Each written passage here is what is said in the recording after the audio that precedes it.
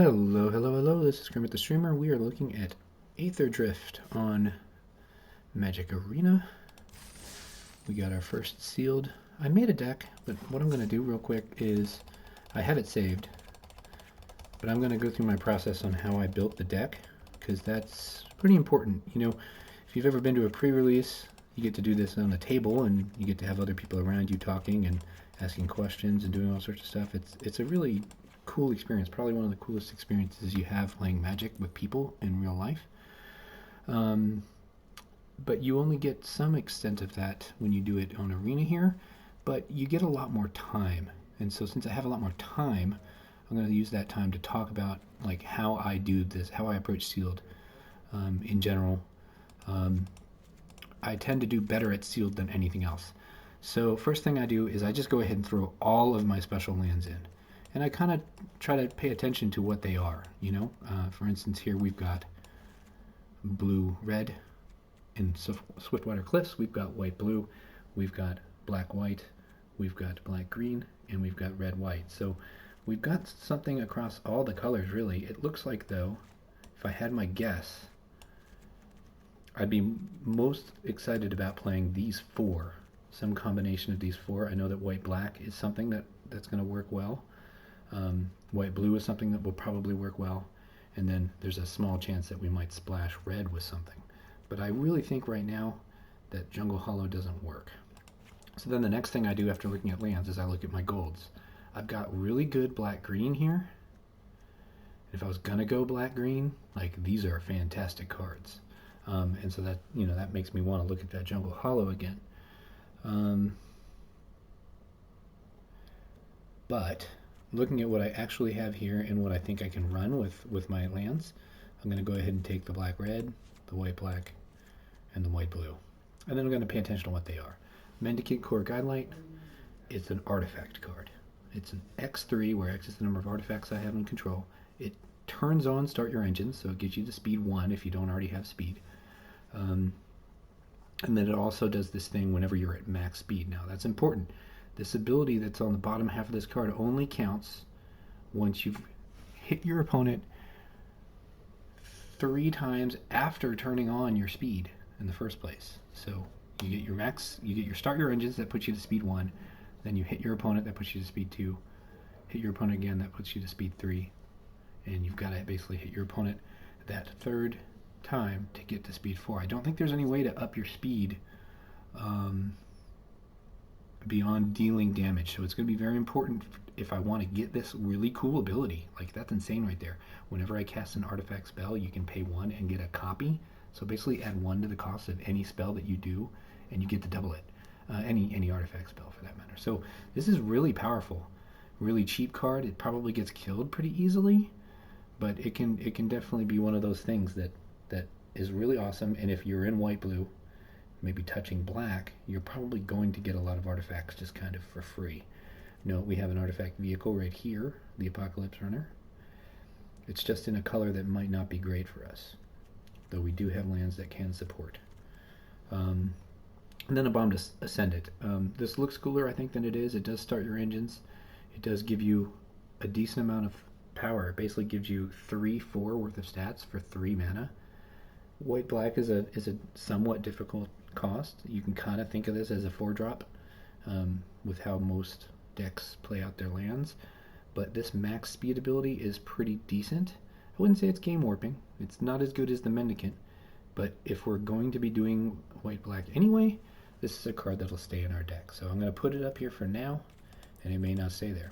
Then I usually do something similar with my artifacts. I go ahead and assume I'm going to play most of them. I personally don't like Rover Blades. There's 2 things it has going against it. That equip cost is really high. Equipped creature, giving an equipped creature double strike is cool, but for 4 mana, it's not going to be probably a thing that we do outside of like maybe a green deck that has lots of trample or a red deck that has high power. And then the crew on this, to turn it into a vehicle, is 2. And you're only getting a 2/2 out of the deal. Usually the way vehicles are really good is when you're getting like kind of like a doubling effect. So like if you crewed 2 to get a 4/4 or a 3/4, that's pretty doggone good. I'd say the only thing that's really cool about this card is if you've got it equipped to somebody, it kind of hides, and you could crew it as a surprise. But the thing is, you're not really going to be trading up if you do that. So I just, other than the cute factor of being able to pull that trick with this, the only other reason I'd consider playing this card is if I was hurting for playables and I needed something to shore up the fact that my colors were not very good. Because 3 mana for what's in effect a 2/2. It does have double strike. I forget about that. So that means if you are using it on the defense, it effectively deals 4. It's effectively a 4/2, and I mean on the offense for that matter too. It is effectively a little bit stronger than it looks, but still I don't think that's enough for this guy. Then camera launcher, I'm going to go ahead and throw in. Don't know that I'm going to play it. It just seems like it's reasonable to me. You get a 2/2 body that you have the option to make a 3/3 and gain an additional 1/1. So all in, you've paid 6 mana for 4 worth of stats. So it's not a great deal, but the optionality here is everything. Giving you something to do on a turn where you maybe draw dead, even if it's just something simple like tap a creature, make a 1/1. That's a non-zero, especially in a deck that likes artifacts like this deck does. Because if we're playing this camera launcher and we're paying 4 mana for it because we're at max speed with Mendicant, getting 2 of these things that can then make 2 Thopters is much better. We're not going to count on that being a thing that we do every time, but it's going to be a thing worth looking for. Ticket Tortoise, I'm going to put it in there. Don't know if I like it or not. If we end up with a super defensive deck, great, we'll do it. Godlight Matrix, the only reason I'm putting this in my deck right now is because it says draw a card on it. We might want to have lots of artifacts. If we're able to double it with Mendicant, it's not really adding to the board a bunch, but it is refilling our hand if we get to do the thing. And the other side ability that this has that turns your mounts on or turns your vehicles on, it's nice. It just gives you an option to use mana instead of tapping creatures and doing stuff. So it's one of those cards kind of like the Rover Blades here, where the surprise ability that it has might catch some people off guard. Long term, like 5 sealeds down the road, 2 months from now, this card probably won't be even looked at. But right now, when the format is new and people have to absorb a lot of information, a card like this is actually better on day 1 of a format than it would be later. That still does not mean it's staying in the deck. I'm going to look at our green. All right, we looked at our green. Going to look at our red. Now, I'm going to go ahead and do what I did before I built the deck. I'm going to go ahead and grab all of my red cards that I'm interested in playing. House Squad Heavy. It's got a max speed ability. Goblin Surveyor. Yep. Castle Throw Roller. That's a vehicle. Not a great vehicle, but we're going to put it in. This 4/1 vanilla creature. We'll go ahead and put that in. Don't think I care for Kickoff Celebrations. Don't like Enred or Catalyzer, but it is cheap. Whoops, we don't want Kickoff Celebrations. So those are the red cards I'm interested in playing. Now we'll start. I'm starting at the high end, just because that's just what I decided to do. Getting our black spells. We got a good top end. We got a removal spell. We got this guy who's pretty cool, Gaunty Night Minister. We got Spin Out. The double black makes me nervous about these cards. A vanilla 7/2. If we were heavily black, I would play this in a heartbeat. And if we had any reanimation, I would be interested in playing this. But 7/2 is just a little too weak on the back end. We got a vehicle. The Surveil is really neat here. I'll go ahead and add it. I think I decided not to run this. It is an artifact, though. That's the thing that I didn't notice. That's a reason to play it, actually. An Engine Rat. I like 1/1s that Death Touch, especially when they have a relevant ability on the back end. In a stalled out game, this is not a dead card when you draw it on turn 8. It might come out, it might do the thing. And if it's stalling the board, then you're going to get to continue to do the thing. So looking at our blue, ooh, I'm excited about this. Affinity for artifacts, and it also has this unblockability clause. It's pretty expensive, but let's say we were trying to get to max speed, this is going to help us get there, you know, in a protracted game. Trip up, that's just your basic bounce removal. Slows things down. It's a tempo play. Sabotage Strategist is pretty good. I wouldn't say like clutch, but this effect here, whenever one or more creatures attack you, those creatures get -1, -0.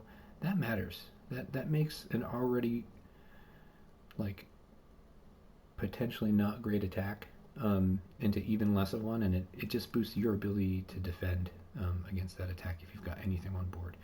The thing that worries me about this guy though is it does have 2 double blue pips. We can't have double blue pips and double black pips and double white pips, or you know, we just can't have too much of that going on because we're going to need to really lean into one color or the other.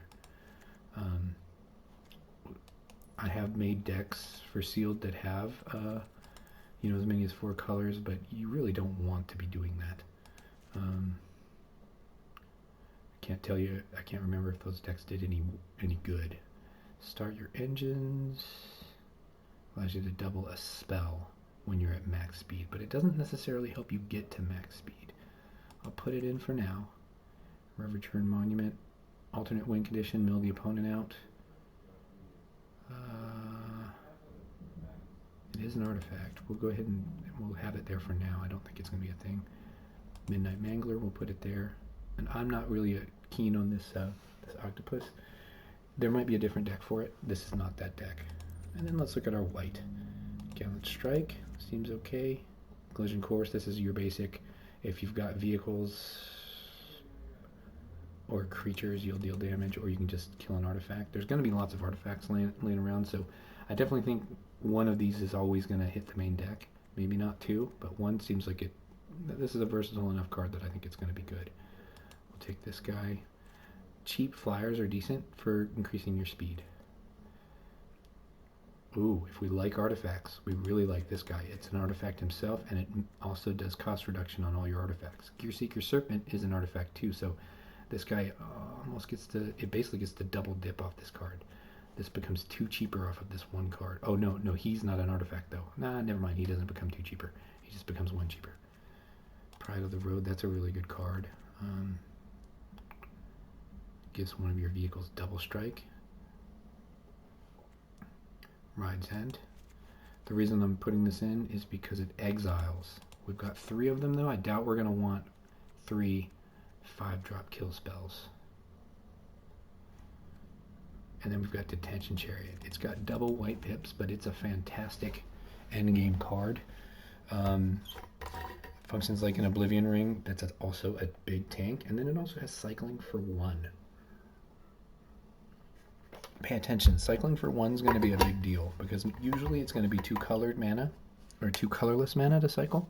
Anytime you see a card that's only 1 colored mana, if it's a color that your deck can support, that's actually a big deal because that means when you get it early, you can cash it in for something that'll affect the board. When you get it late, it's going to be one of the best cards you play. And then this Brightfield Mustang seems pretty good. So those are all the things I would very much like to play. So then what I did was I looked at it and I said, you know what? One of my colors has to go. What's the weakest one? Probably the red here. So I'm going to take out my red lands. I'm going to take out my red splashes. Don't need this red land because I don't have red stuff to play. And we're at 47 cards now. We haven't even added our 15 other lands yet, so we got to be really careful here. Now we have to start looking at what other things we can cut. I'm looking at this Gravestalker. It's got cycling. That's really nice.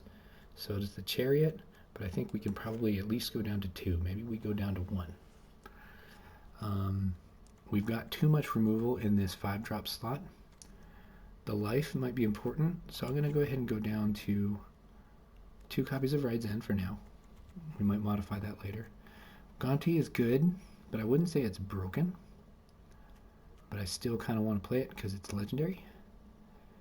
I think, although I do like this card, being that it's a 2/2 flying, it doesn't really help us on defense that well, even though it has vigilance. Sure, the guys that are attacking me are going to get a little bit smaller, but if they're 4/4 or better, like if they're 4 power or better, they're still winning that race, even with the damage mitigation that you get from its static ability. Um, and also, even though I like abilities like this, when you're depending on them and they're suddenly gone, it can make the difference. So I think Sabotage Strategist has a home. It's just not here. Trip Up. I'm keeping it right now because it has cycling. Nimble Thopterist. I like it because it's giving us 4/3 of power. One of it is flying, which helps us potentially get our max speed. It's a little expensive, and we really need to cut from one of our colors. And I think blue is going to be that color. I really like the Mustang, and I really like Pride of the Road. Camera launcher. It seems just okay. We're going to pay 6 mana to get 3/3 worth of toughness. Sure, one of it's in a flyer. We have that, pie in the sky dream of being able to double this thing. But it's still just not that powerful, I don't think. So we'll get rid of that. We've got our Embalmed Ascendant. I like this because we're getting effectively 3/4 worth of power for just 3 mana. And since we do have we do have one duel that helps us with that. It seems like a good thing to have right now, and this max speed ability is a pretty decent way to close out a game. I'm going to go ahead and get rid of Spin Out because it's got two black pips. It's a great card in a more focused deck, in a draft deck, for instance. That's going to be an amazing card you never even consider cutting. But here, we really need to play for efficiency. So the nice thing here is you get to mill, and then it's not just the milled cards, it's anything in your graveyard that is a creature or vehicle. So it could be something that died earlier, it could be something that gets milled. So it's not a great card, but it might get us a little something back. And then the nice thing too is it can be something expensive, so something that you've cycled. I didn't even think about that. I think I actually just cut that card before. Roadside Blowout is going to be a really good card, I think, against some matchups, just because it gives you the draw card. And then the times that you get to cast this for 1, it's just going to be a really great tempo play. But I think here, Trip Up is going to just be ever so much better. Keen Buccaneer. I like this guy, but it still feels like 5 mana for a 3/4 that draws a card is a little much, even if it has vigilance. If we were low on creatures, I'd definitely be looking at that differently. Glitch Ghost Surveyor. It's a cheap flyer for 3, but it is in blue, and that's why it's going to leave. Voyager Quick Welder, we want both of those. 2/4 is not that impressive, but if we're going to want artifacts, we're going to go ahead and keep it. Lotus Guard Disciple. This one's hard. I'm going to keep it in for now. I think I'm not going to go with the Ticket Tortoise, because basically what you're wanting to have happen here is you're wanting to play this card when your opponent's ahead, and it does kind of basically catch you up, but that's all it's ever going to do. 3/1 is a great line for a defensive creature. Great stat line, but I really think like the only time you're happy playing this card is when you're behind. Godlight Matrix.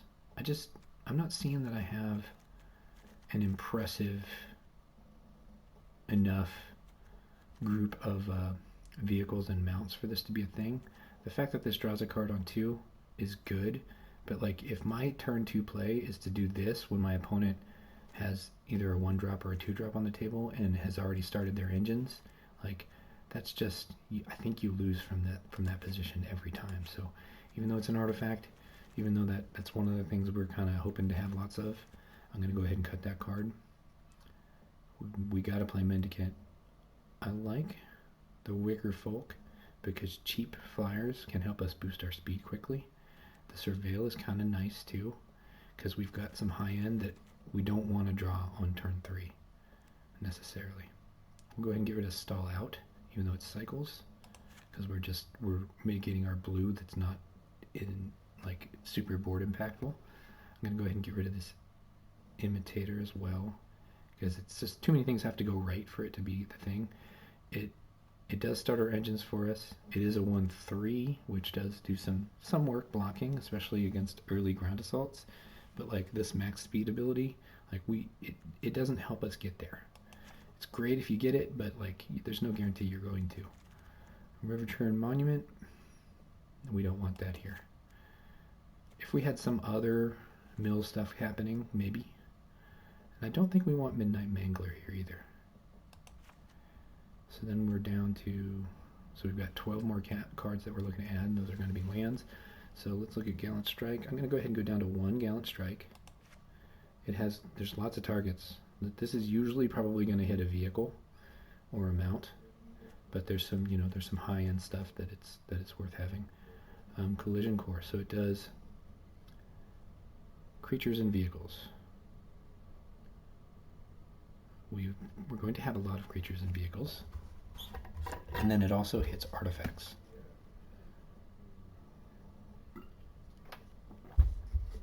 So I think that's pretty good. I'm going to go ahead and take down Rides In from the top end. I think I'm going to, actually, you know what? I'm going to take out Siphon Fuel. The reason I'm going with that is because Rides In has the cost reduction on against a tapped permanent, and it's an instant. So you can hit something when they go to attack you. So you don't have to wait until you've been hit. On the off chance, though, that you did for some reason draw this after you got attacked, then you can still respond in the next turn and get some value there, where you're killing one of their big strong things for 3 mana. Oh wait, it's actually only 2 mana when you do that, so that's really good. I might even consider running my other Ride's End, like over Trip Up, even. Yeah, I think we do that. Maybe one less Trip Up. Run our 3rd Ride's End. We'll go ahead and go down 1 Collision Course. We're looking at our creature count here. We've got 14 creatures and lots of non-creatures. So we do need to try and get our creature count a little higher. I'm going to go ahead and do lands real quick. Let's see. 6 black sources, 4 blue sources, and 8 white sources. 8, 11, 16, 9 white sources.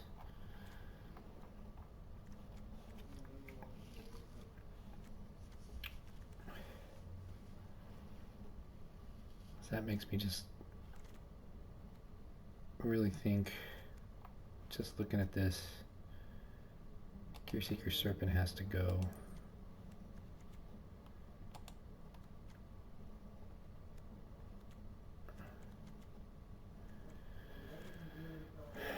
And let's replace it with a creature.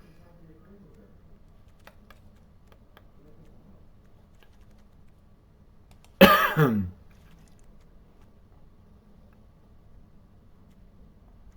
I'm going to err on the side of caution and go with Camera Launcher. Not excited about that, but I think it's okay. So then we're sitting on 14 creatures, 9 non-creature spells. That's a lot of removal among those 9 non-creature spells. We've got 2 here. We've got About Spell, 3, 6, and then this doubles as removal.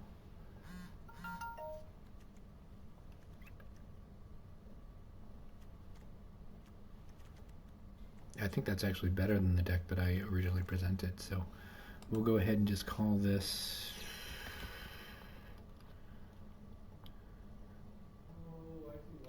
Chariot Ride, because we've got the Detention Chariots and the Ride's End doing a bunch of exiling. So then let's take a look at the curve one more time. We're sitting mostly on 3s. It'd be nice if we were on 2s a little bit more. Let's see if I can just look at my 2-drops. 2-drops. This one's not exciting. It's always on when it's not your turn. But I don't know that that's what we want. We don't want the Slick Imitator. We're not doing red. We're not doing green. So maybe Ticket Tortoises in some way would be good. Yeah. Maybe we go...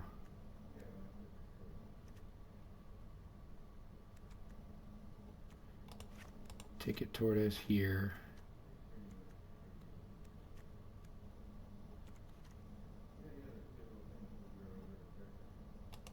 And then Ticket Tortoise here. Not thrilled about running the Ticket Tortoises, but bottom line is this establishes that we have a pretty decent like early game with all of these 2-drops and things. We can still cycle things early. We want to get to our 6 mana point. I actually think we probably... The reason why I want to keep Gonti is because his ability triggers off of any creature hitting. So any creature connects and we get to do his thing. So I think we'll just call it a day with this. Looking again at my mana, we have 14 white pips, so it's right that I'm doing more white sources. We only have 7 black ones and now 1 blue one in our Mendicant. So 4 to me seems like the lowest you ever want, even when you only have 1 card of a color. And this card, I think, is good enough, especially with the rest of the cards in our deck, to splash for. Especially since we have 1 dual land that helps us there. I'm a little worried that our black mana is not gonna come to the deck enough. And since this is white, I'm gonna go ahead and tweak our land count just a little. That way we've got 8 white sources, 7 black ones. And we'll run with that. So I'm going to pause the video here and then come back for matches.